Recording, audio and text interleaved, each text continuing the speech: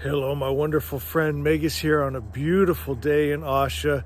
I want to share with you the most disturbing book I've ever read, and I think you'll find it might haunt you too. Let's go inside and take a look. You might be thinking, Megas, why would I want to read a book that is disturbing, that will haunt me? Because sometimes being disturbed is not a bad thing.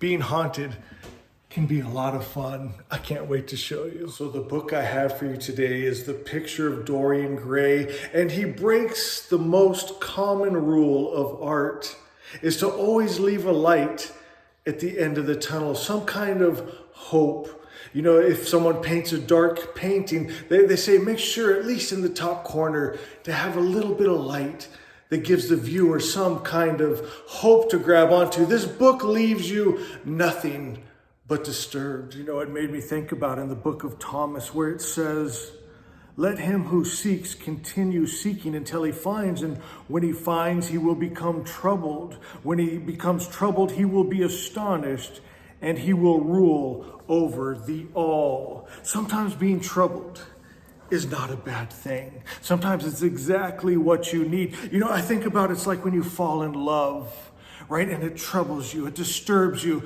You can't eat, you can't sleep, you lay there awake at night, you can't think right, you find your car keys in the refrigerator. What is that?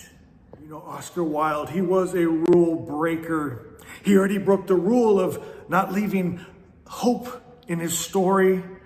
And then he breaks his own rule. He talks about how an artist shouldn't put his soul into his work, but that's exactly what he did, and he talks about it. Listen to this. He says, if thought could exercise its influence upon a living organism, might not thought exercise an influence upon dead and inorganic things? Nay, without thought, our conscious desire, might not things external to ourselves vibrate in unison with our moods and passions, Adam calling to Adam in secret love or strange affinity? My friends, Oscar Wilde put his very soul into this book, and that's what haunts this book, and that's why it stays with you and follows you, these haunting words.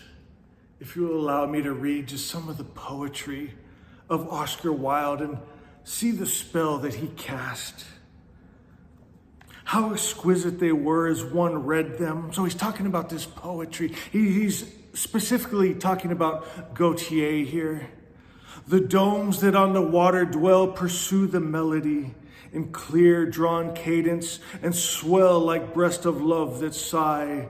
My chains around a pillar cast I land before a fair and rosy pale facade at last upon a marble stair. How exquisite they were. As one read them, one seemed to be floating down the green waterways of the pink and pearl city, seated in a black gondola with silver prow and trailing curtains. The mere lines looked to him like those straight lines of turquoise blue that followed one as one pushed out to the Lido. The sudden flashes of color reminded him of the gleam of the opal and iris-throated birds that flutter around the tall honeycombed campanile or stalk with such stately grace through the dim dust-stained arcades. Leaning back with half-closed eyes, he kept saying over and over to himself, a rosy pale facade at last upon a marble stair. Oh, beautiful. I'll never forget the first time I fell in love with words when I read the first paragraph of chapter 1. Listen to this and you'll know if you must have this beautiful book. It says the studio was filled with a rich odor of roses. And when the light summer wind stirred amidst the trees of the garden, there came through the open door the heavy scent of the lilac or the more delicate perfume of the pink flowering thorn. And from the corner of the divan of Persian saddlebags on which he was lying, smoking as was his custom innumerable cigarettes, Lord Henry Wotton could just catch the gleam of the honey-sweet and honey-colored blossoms of laburnum, whose tremulous branches seemed hardly able to bear the burden of a beauty so flame-like as theirs.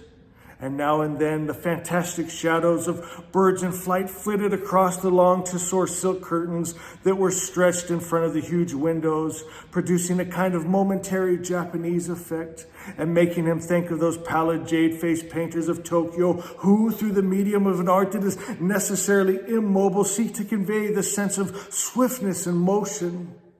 Ah, and the sullen murmur of the bees shouldering the way through the long unmown grass, of circling with monotonous insistence round the dusty gilt horns of the straggling woodbine, seemed to make the stillness more oppressive. And the dim roar of London was like the burdened note of a distant organ. And in the center of the room, clamped to an upright easel, stood the full-length portrait of a young man of extraordinary personal beauty. And in front of it, some little distance away, was sitting the artist himself, Basil Hallward. Those words, the beauty in it. My friends, you can smell the flowers. You can see the light coming in to the studio. You just sense the atmosphere. And that's what Oscar Wilde is beautiful with, just creating the scene. Who's still with me? Do me a favor, go to the comments and let me know. Let me read you some more. All the pink tabs are my beautiful prose. These are the words that will haunt you and stay with you in the most beautiful way. There was a rustle of chirping sparrows in the green lacquer leaves of the ivy, and the blue cloud shadows chased themselves across the grass like swallows. How pleasant it was in the garden, and how delightful other people's emotions were. Much more delightful than their ideas, it seemed to him. One's own soul and the passion of one's friends, those were the fascinating things in life. Lord Henry went out to the garden and found Dorian Gray burying his face in the great cool lilac blossoms, feverishly drinking in their perfume as if it had been wine. He came close to him and put his hand upon his shoulder. "You are quite right to do that," he murmured. "Nothing can cure the soul but the senses, just as nothing can cure the senses but the soul." Oh, and this one is so beautiful. "Youth smiles without any reason. It is one of its chiefest charms." He turned round and, leaning upon his elbow, began to sip his hot chocolate. The mellow November sun came streaming into the room. The sky was bright, and there was a genial warmth in the air. It was almost like a morning in May. And the whole book is written like that. It's disturbing because you fall in love with the words and it keeps you up, stays in your mind, haunts you. It's disturbing because the book, it left no light at the end of the tunnel. The only thing you can take away at the end is it's a word of caution, a word of warning. My friends, that there is consequences for our actions and to choose right, and why that's not a bad thing to take away, is it? My friends, that's the reason this is one of the most disturbing books, but also one of my all-time favorite books. My friends, The Picture of Dorian Gray by Oscar Wilde. Be blessed, my wonderful friends, and we'll see you next time.